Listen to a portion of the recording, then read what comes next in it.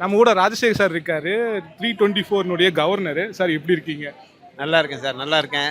அப்புறம் இந்த பீமாவோட கேட்டரிங், நீங்க பீமாவோட கேட்டரிங் இதுக்கு முன்னாடி சாப்பிட்டுருக்கீங்களா இல்லை இதுதான் ஃபர்ஸ்ட் டைம் சாப்பிட்றீங்க? பீமா கேட்ரிங் வந்து நிறைய முறை சாப்பிட்ருக்கேன்.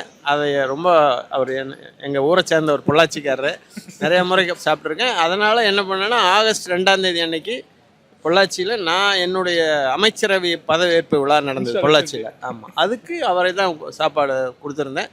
அதில் ரொம்ப பேர் இம்ப்ரெஸ் ஆகி இன்றைக்கி இந்த மண்டல தலைவராக இருக்கிறவர் முதல்ல சொல்லிட்டார், நான் பீமா கேட்ரிங் தான் பண்ணணும், ஏன்னா ரொம்ப அருமையாக இருந்தது அப்படின்னு சொன்னார். அதனால தான் அவரை நான் தான் ஒருங்கிணைச்சு இன்றைக்கி இதை ஃபிக்ஸ் பண்ணி கொடுத்தேன். இன்னைக்கு என்ன உங்களுக்கு ரொம்ப பிடிச்சது? இன்னைக்கு என்ன ரெஸ்ட் நீங்கள் சாப்பிட்டீங்க? இன்றைக்கி சாப்பிட்டதில் முதல்ல பிடிச்ச விஷயம், நல்லா இலை போட்டு பரிமாறுறது ரொம்ப அருமையாக இருந்தது. ரெண்டாவது, உங்களுடைய பரிமாறுற விதங்கள், அதாவது அளவாக கொஞ்சம் கொஞ்சமாக வைக்கிறதுங்கிறது ஒரு நல்ல கலை.